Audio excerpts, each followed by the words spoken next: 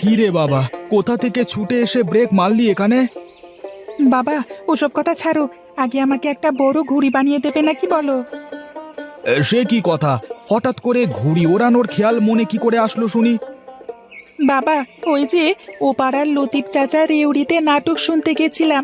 রেডিওতে বললো যে পরশু নাকি সেই বিশাল বড় ঘূর্ণিঝড় হবে, আর আমি সেই ঘূর্ণিঝড়ে ঘুড়ি ওড়াবো।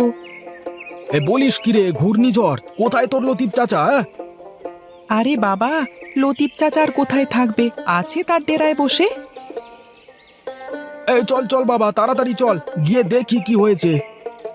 না বাবা, আমি আর এখন দৌড়াতে পারবো না, আমি হাঁপিয়ে গেছি। বেশ বেশ, আয়, আমার কাঁধে চাপিয়ে নিয়ে যাচ্ছি তোকে।